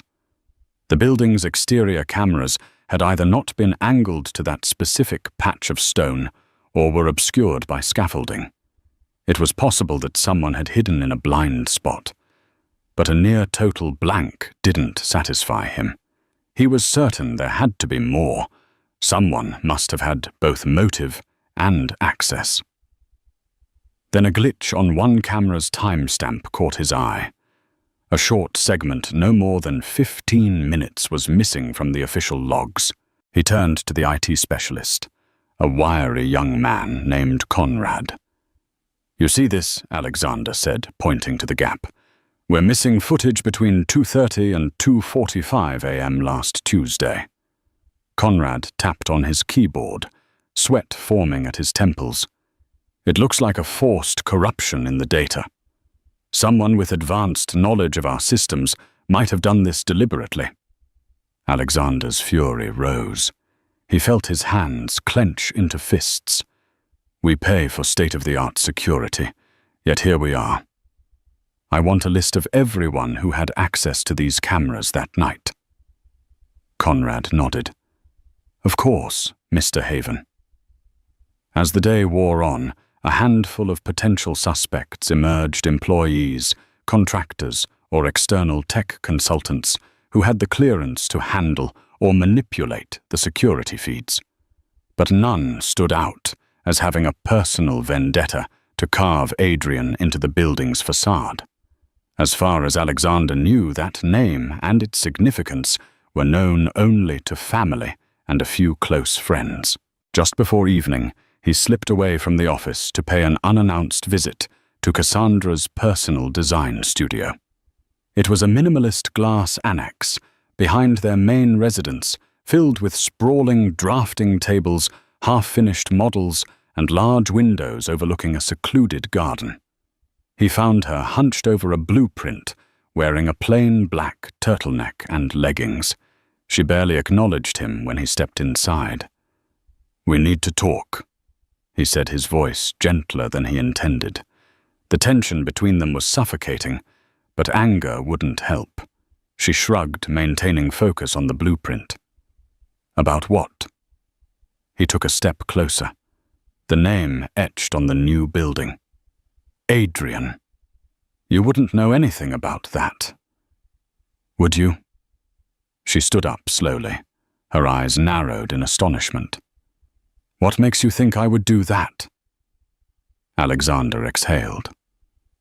"I'm not accusing you of anything, but you've been distant, and I know how important Adrian's memory is to you.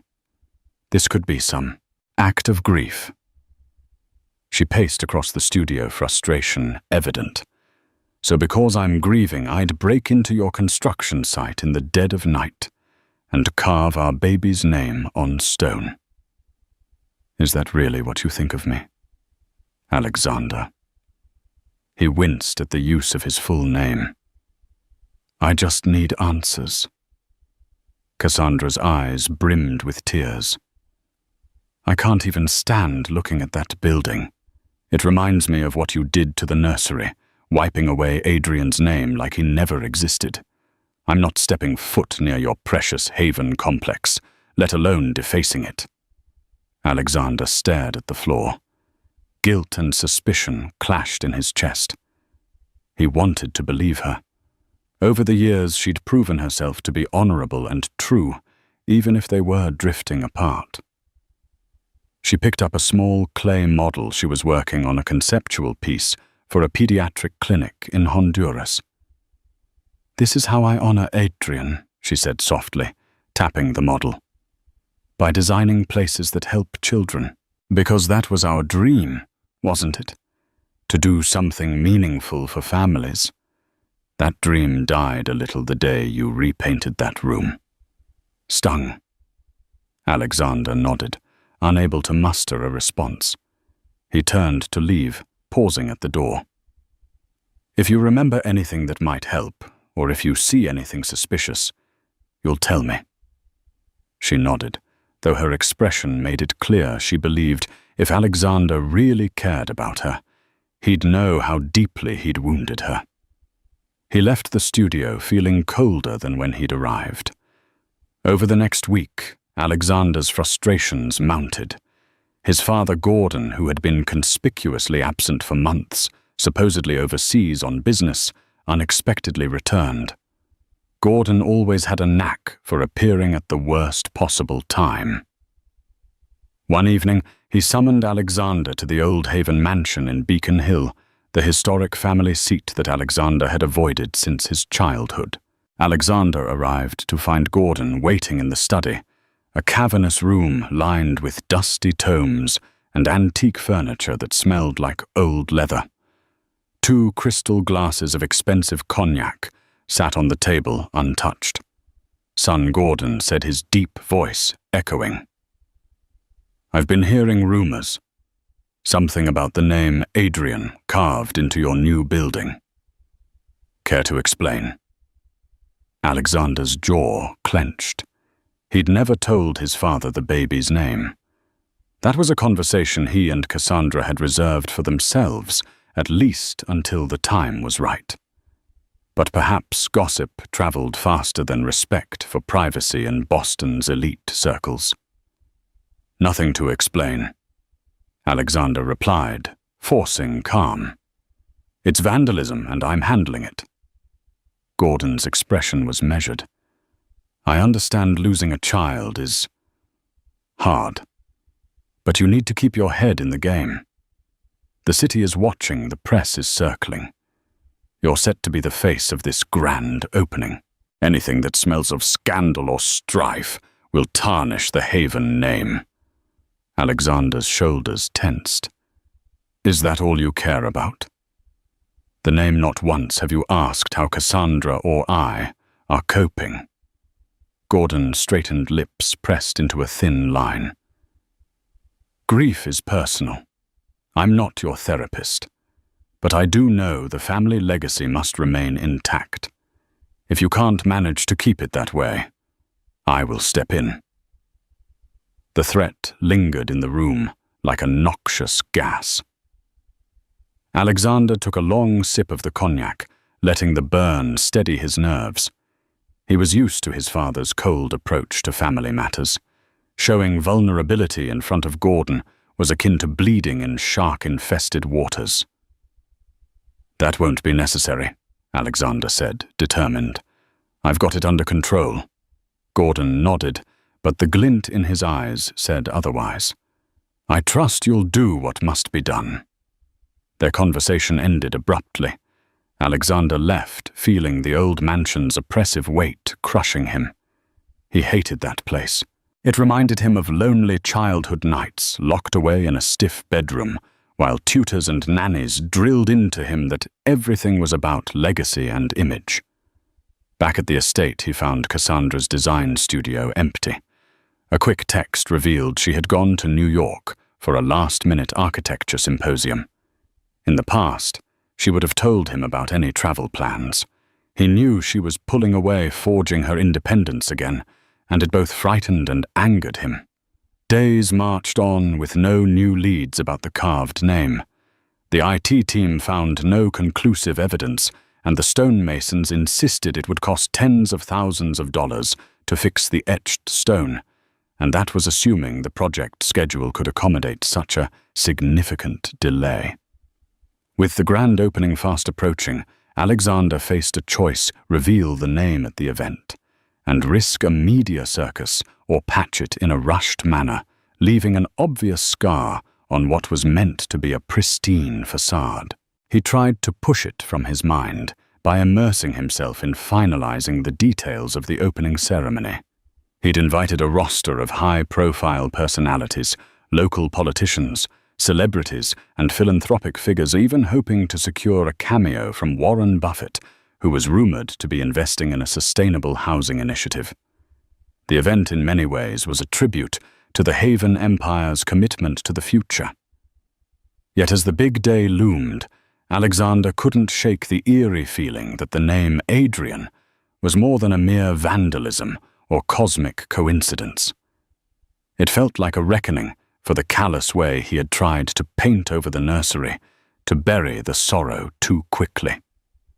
At last, the morning of the grand opening arrived. A crisp autumn breeze whipped through downtown Boston, sending leaves swirling around the newly laid plaza. Technicians bustled, finalizing the stage and sound systems. Towering banners bearing the Haven family crest fluttered from newly installed flagpoles. Alexander had spent the previous night practicing his speech in front of a mirror. He stood now backstage, wearing a tailored charcoal suit. Journalists with cameras angled for the best shot. Officials from City Hall mingled, and a small band rehearsed soft classical tunes. Despite the outward pomp, his mind was a tempest. He glanced at his phone, hoping to see a text from Cassandra, but there was nothing. She was back in Boston, but had not confirmed her attendance. He drew a slow breath, stepping onto the stage, as the announcer introduced him with a flourish. His speech began smoothly enough, praising Boston's heritage, the dedication of the City Council, the employees of Horizon Global Ventures, and the bright future symbolized by the Haven complex. He had a practiced way with words, honed by years of press conferences and philanthropic galas. Then his eyes caught a glimpse of someone unexpected in the crowd: Cassandra. She stood at the back, arms folded, her expression unreadable. For a moment his voice faltered, but he forged ahead. Applause peppered his speech. Lights flashed, cameras rolled. He concluded with a statement on legacy, how the Haven family strived to build not just buildings, but also hope for the next generation. The audience clapped politely. Alexander turned, motioning toward the large drape that covered the ceremonial inscription on the wall near the building's main entrance. As the drape fell away, it revealed the words, "For innovation, for progress, for the future." The crowd erupted in cheers, but the stone just beneath still carried the small yet haunting name, Adrian, now partially obscured by a subtle attempt at patchwork. The name remained legible up close, and soon curious murmurs rippled through the attendees. The tension in Alexander's stomach coiled. He stepped down from the podium, greeting officials and exchanging forced smiles. Media swarmed, some noticing the strange etching on the stone. He braced for the questions, though he prayed none would come. Yet they did. "Mr. Haven, can you comment on the name etched beneath your new inscription?" Alexander stiffened, but forced a measured smile. "We had a minor issue with vandalism. It's already being addressed." Before more questions could swarm, an older man approached someone Alexander recognized from his father's entourage, Charles Deering, a retired advisor who had served the Haven family for decades. His grey eyes flickered with concern. "We should speak privately," Charles said, guiding Alexander away from the crowd. They slipped into a side passage of the building's lobby. Smooth marble floors reflected the overhead lights. Charles wasted no time. "I believe I have information about who might have carved that name," he said. "I didn't speak sooner because I wasn't entirely sure, but new evidence came to my attention." Alexander's pulse quickened. Go on. Charles fished an envelope from inside his coat. Someone sent me still images from a CCTV feed, dated the night the carving must have happened. However, they're from an external camera across the street, not your official site cameras. Alexander took the envelope and peered at the black and white stills. The images showed a figure in a hooded jacket near the building's entrance. The figure stooped in the exact spot where the name was later found. Despite the angle and darkness, it was clearly not Cassandra. The person appeared stockier, with broader shoulders. He flipped through more images. One partial side view, though grainy, made his chest tighten. The face was partially visible, just enough to recognize him as Elias Ward, a childhood friend of Alexander's, who had once worked at Horizon Global Ventures, but left under tense circumstances. Elias's family had once been in business with the Havens, but a few years back, Elias had been ousted amid a scandal that implicated him in a questionable real estate deal. Alexander hadn't spoken to him since. He looked up at Charles. Elias. Why would he do this? Charles frowned. He's harbored resentment for a long time. It's possible he knew about your baby's name. He might have learned it from staff or overheard it from your father's lips. Shaken, Alexander clutched the photos. It made sense in a twisted way. Elias was cunning, and if he wanted to strike at Alexander's psyche, carving Adrian into the building was a cruel but potent way to do it. But how did he manage to force a corruption in our security footage? Alexander asked. He's an IT expert, or at least he has connections, Charles replied. He could have bribed someone. Rage simmered in Alexander's veins. Elias had taken a private tragedy and warped it into a weapon. The whole fiasco with the building was to undermine Alexander, to remind him that no matter how high you climb, your vulnerabilities can still be used against you. Charles placed a hand on Alexander's shoulder. Be careful. Confronting him without evidence could be risky, but at least you now know who you're dealing with. Alexander nodded, pulses of adrenaline flooding his system. The revelation brought no solace. If anything, it deepened the emotional turmoil. He glanced toward the exit, spotting Cassandra watching him from afar. Her eyes flicked from him to the envelope in his hand, curiosity evident. He couldn't confront Elias publicly, not at that moment. But he had a sinking feeling that the worst was yet to come. That evening, after the event ended and the crowd dispersed, Alexander found Cassandra in the estate's expansive kitchen, rummaging for a late-night snack. The overhead light illuminated her exhaustion. She looked up as he entered, the question in her gaze, wordless but clear. He set the envelope on the marble island. It was Elias Ward. She blinked, confused. Elias? I haven't heard that name in ages. He carved Adrian's name on the building. Alexander nodded, pulling out the still images and laying them before her. He had access knowledge and a grudge. It's all here. She studied the images, her face darkening. I still don't understand his motive. Revenge. I had to let him go from Horizon a few years back, after he'd jeopardized one of our major deals. He's held a grudge ever since. Cassandra let out a slow breath. So in his twisted mind, your grief became his ammunition. That's beyond cruel. Alexander reached for her hand, longing for a connection they'd both neglected. I'm sorry. For how I handled everything with Adrian. For how I erased his name from the nursery. None of this justifies that, but I want you to know I regret it. She didn't pull away. I know you hurt too, Alec, but it felt like you tried to wash him out of our lives the moment it got too painful. He nodded, swallowing the lump in his throat.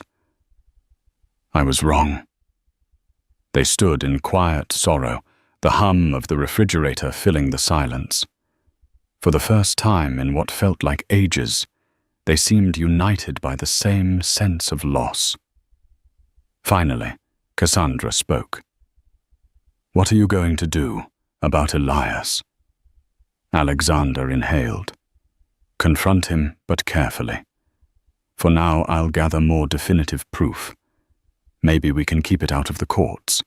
I just want him to understand there are consequences." Cassandra set the photos aside. "I'll help however I can."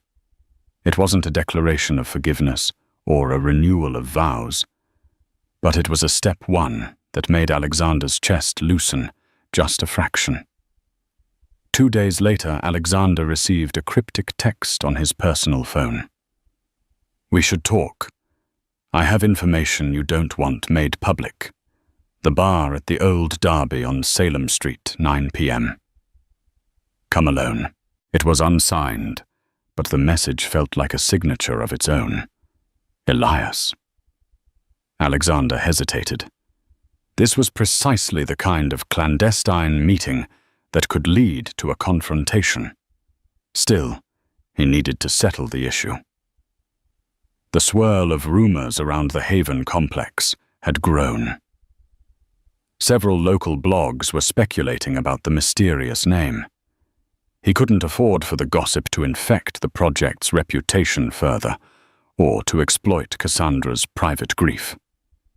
At 9 p.m. sharp, Alexander arrived at the Old Derby, a dimly lit bar with dark wood booths and an ancient, dusty chandelier. No sign announced who owned it, but it was an open secret that the place was a hangout for shady deals and hush-hush conversations. He spotted Elias in a corner booth, swirling a half-empty glass of whiskey. Shorter than Alexander, but built sturdier. Elias had a face etched by cynicism. He smirked when he saw Alexander approach. "I knew you'd come," Elias said, motioning for Alexander to sit. Alexander slid into the booth, crossing his arms. "You've got a lot of nerve. Carving Adrian's name. My baby's name into my building to prove some twisted point." Elias raised a brow. "It got your attention, didn't it?" Alexander bristled. "What do you want?" Elias sipped his whiskey. "An apology. Compensation. A chance at redemption. There was a time we were close friends, Alexander. I grew up with you. We planned on conquering the world together, but you kicked me to the curb without a second thought." "You committed fraud," Alexander hissed. "I had no choice." "You always have a choice," Elias corrected. "And I might have some interesting pieces of information that, if leaked, could shine a less than rosy light on your precious Haven empire. Not to mention some personal details about your marriage." Alexander leaned forward, his eyes aflame. "Is that a threat?" "It's business," Elias said, with an indifferent shrug. "But I'll consider it a personal favor if you reinstate me into Horizon Global Ventures in a senior capacity. Give me a stake in one of your next big projects. Let me back in the game."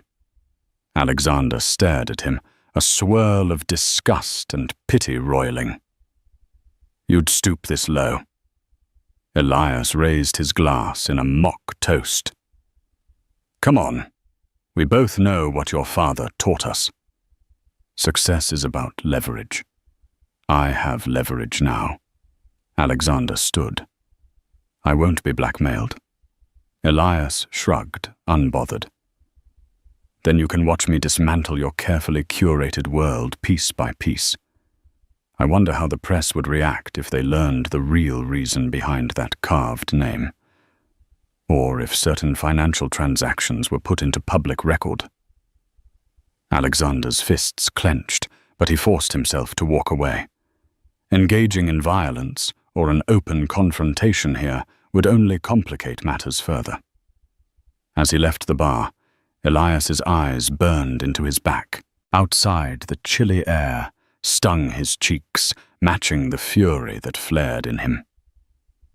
Back at Horizon Global Ventures, Alexander convened a small circle of trusted advisors: Miriam Kelly, Charles Deering, and an old ally, Jessica Freeman, the firm's head of compliance. They pored over files detailing Elias's previous projects, searching for any vulnerabilities or potential wrongdoing that Alexander could use as a counter-leverage. An exasperated sigh slipped from Alexander as they found only minimal leads. Elias's misdeeds were well documented from the prior scandal, but he had skillfully wiped most records beyond that. The man was cunning, leaving little behind that could incriminate him now. Cassandra, too, joined the meetings for the first time since the miscarriage. She offered a fresh perspective, though her role was mostly supportive. Alexander felt a glimmer of their old partnership, the synergy that had once made them unstoppable. Late one evening, while scanning the older architectural plans for the Haven complex, Cassandra found a cryptic note scrawled in the margins, a note referencing a specialized vault in the sub-basement designed for data storage, one that Elias had insisted on implementing when he was still with the company. "This sub-basement vault," she said, pushing the plan toward Alexander. "Do you remember authorizing it?" He furrowed his brow, scanning the document. "Not specifically. Elias was heading security protocols back then. He might have snuck it into the design." Charles leaned in, adjusting his reading glasses. "I recall some mention of a state-of-the-art data center, but we never used it. The project was scrapped after Elias left." Cassandra tapped her pen on the blueprint. If Elias had free rein to design it, maybe he stored something there, some leverage. Miriam nodded. He might be counting on no one remembering this vault exists. It's possible he's stashed files there that he can threaten to reveal. Alexander stood. "We're going down there." Under the cover of night, Alexander, Cassandra. Miriam and Charles slipped into the Haven complex. They made their way to the sub-basement, guided by the dusty blueprint and the flicker of overhead fluorescent lights. Occasionally, a distant hum of machinery echoed through the concrete corridors. At the far end of a deserted hallway, they found the entrance to the vault, a nondescript metal door with an electronic keypad. Miriam produced a small hacking tool, courtesy of their IT department. She set to work, sweat beading on her forehead, until a faint click announced success. Inside, they discovered a chamber lined with racks meant for servers that never arrived. The air was musty thick with disuse. It took them a while to find anything unusual until Cassandra noticed a steel cabinet in a corner. It was locked, but with a traditional padlock instead of advanced electronics. Charles pried it open with a crowbar. Inside sat a single external hard drive labeled HGV Archives. Next to it lay a dusty stack of documents. Their hearts pounded in unison. Alexander carefully lifted the drive. This must be Elias's stash. He rummaged through the papers, spotting spreadsheets, old memos, and references to questionable deals. Some were legitimate business records, others had confidential stamped across them in thick red letters. The final sheet in the pile drew his eye a ledger listing large sums of money, moving between shell companies, including suspicious references to Adelphi Holdings, a name Alexander had never encountered. They exchanged wary glances, suspecting that Elias had compiled these documents to blackmail the Haven family or any business partners. The question was, who was the real target? Miriam frowned. He might have documented wrongdoing in the Haven Empire, possibly your father's older deals, maybe your father's or your grandfather's, or he might have forged some parts to create false accusations. Either way, it's a time bomb. Cassandra brushed her fingers over the ledger. Could it be tied to your father's secret expansions overseas? I always found it strange how hush-hush Gordon was about certain properties in Europe and Asia. Alexander looked grim. This is more extensive than I imagined. My father might have skeletons buried in places I never knew existed. Charles cleared his throat. We should get these files analyzed, sort out what's real. If some of these are legitimate records, your father could face legal trouble. A wave of fatigue washed over Alexander. Elias had set a trap. Possibly Gordon was complicit in questionable dealings. If so, exposing this could shatter the entire Haven Foundation. But burying the truth would only empower Elias's blackmail attempts. After carefully photographing the documents, they left the vault, locking it behind them. Each step up the sub-basement stairs felt heavier. Alexander's mind raced with potential scenarios, from criminal investigations to media firestorms. But overshadowing all of it was the name Adrian. How the memory of his unborn son had been twisted into the crowbar that pried open these hidden secrets. The next morning, Alexander summoned Gordon to his estate, producing the files and confronting him directly. In Cassandra's presence, the older man examined the documents without betraying much emotion. Then he looked up, eyes icy. Elias was always a snake, he said simply. And you've proven yourself naive for letting him collect these. Alexander's voice shook with outrage. Don't deflect. These deals, offshore shell companies, questionable partnerships. This is bigger than Elias. Did you sign off on all this? Gordon's jaw tightened. I did what had to be done to keep our family's fortune intact. Do you have any idea the lengths I went to ensure the Havens remained powerful? We live in a harsh world, Alexander. Sometimes that means forging alliances and sealing deals in ways that aren't publicly palatable. Cassandra's hand flew to her mouth. That's your justification for money laundering bribery.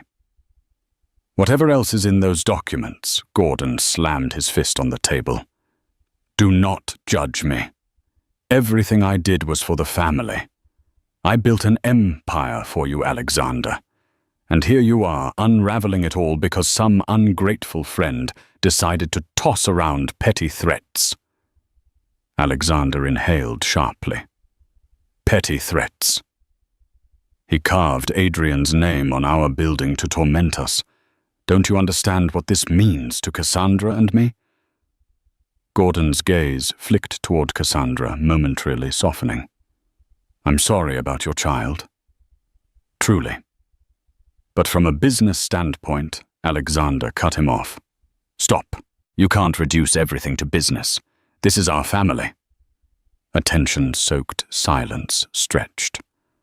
Eventually, Cassandra intervened. We need to decide what to do with Elias and with these files.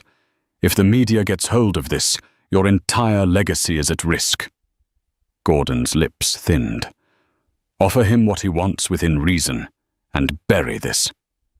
The Haven name must remain unscathed. Alexander bristled. No. I'm done paying for blackmail. We need to handle this differently. Then handle it, Gordon said, rising from his seat. But don't expect me to take the blame if you fail. He left in a swirl of expensive cologne and bitterness. Alexander clenched his jaw. Cassandra placed a tentative hand on his shoulder. We'll figure it out, she said. But even as she spoke, fear tinged her voice. Days passed, and the pressure mounted. Alexander and Cassandra moved through the estate like ghosts, each lost in a storm of thoughts. Cassandra tried to break the silence more than once, but Alexander was too consumed with forging a strategy to defeat Elias without letting the blackmail files go public. One evening, as a cold rain battered the windows, Cassandra found Alexander in the study, staring at old family photos. He fixated on one of them, a shot of him and Cassandra in front of the nursery, just after she announced she was pregnant, both beaming with unrestrained joy. It felt like a lifetime ago. She sat beside him, sliding an arm around his shoulders. For the first time in weeks, he leaned into her warmth, letting out a shaky breath. "I keep trying to hold everything together," he whispered, voice hoarse. "But maybe it's time to let it fall apart, so we can rebuild honestly." Cassandra hesitated, her fingers stroking his hair. "What do you mean? I mean, maybe we come clean. Let the authorities see those documents, see if there's wrongdoing, and if it implicates my father, so be it. I can't keep living in this twisted circle of blackmail and secrets." A tear escaped Cassandra's eye. "That's a huge risk, Alec. It could destroy the Haven name." He swallowed. "Our child was destroyed by secrets, too. I never told you how I truly felt after we lost Adrian, how broken I was. I tried to bury it, and it only caused more pain. I don't want to bury anything anymore." Cassandra's tears flowed freely. She cupped his cheeks, searching his gaze. "I've hated you for wiping out Adrian's name, for ignoring my grief. But part of me knew you were doing it out of your own heartbreak. I just couldn't face it. Maybe I needed to hate someone." Alexander held her close. "I'm sorry. Truly. I wish I could redo it all, but this is our only chance to make something right. If I have to risk the Haven name for it, I will." They held each other for a long time in silence, the patter of rain mixing with the gentle hum of their quiet sobs. Bolstered by Cassandra's support, Alexander arranged a meeting with an attorney experienced in corporate wrongdoing and whistleblowing cases. Cassandra insisted on joining, placing her own name on the line if it meant forging a path toward honesty.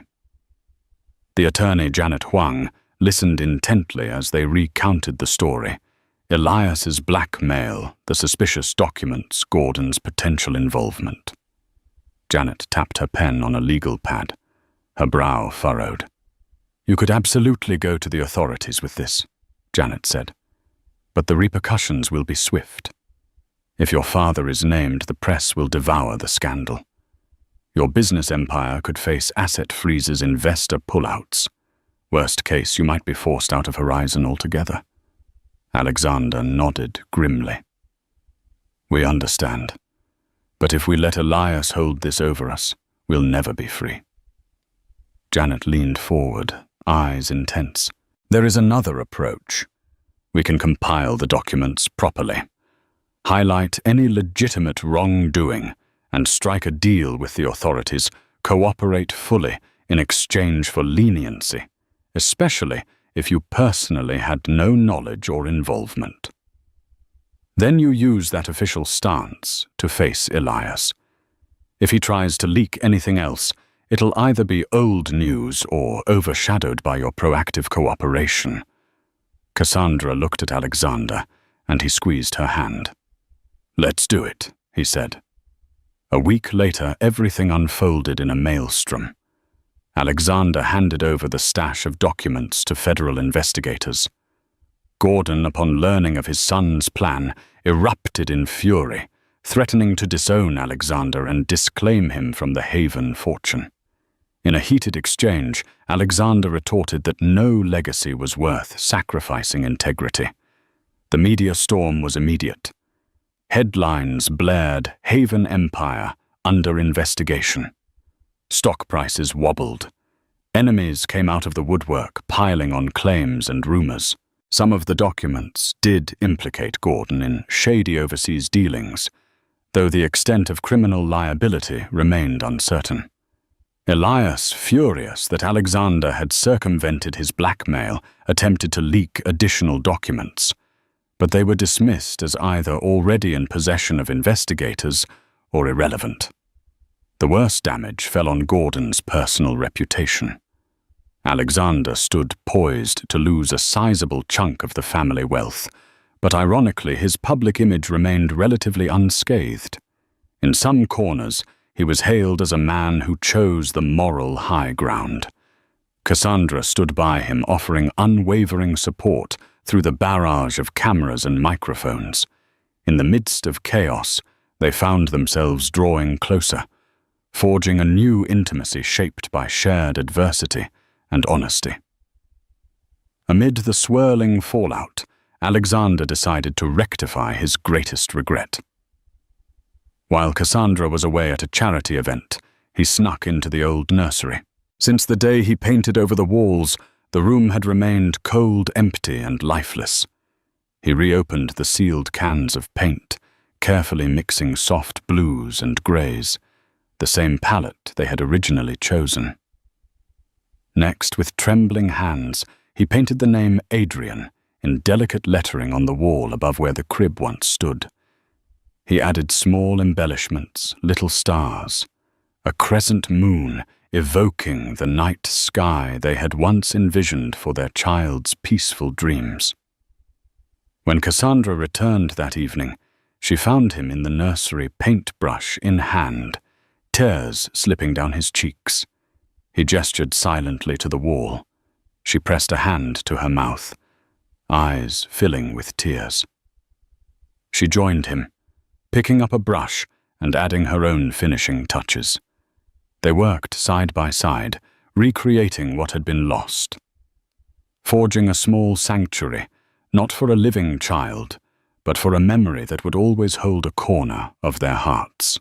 Afterward, they slumped together on the floor, leaning against the freshly painted wall. For the first time, the name Adrian brought them solace instead of sorrow. Several months later, the investigations concluded. Gordon faced penalties, steep fines, partial relinquishment of overseas assets, and a forced retirement from the board of Horizon Global Ventures. Alexander took the reins fully, albeit under the scrutiny of new compliance measures.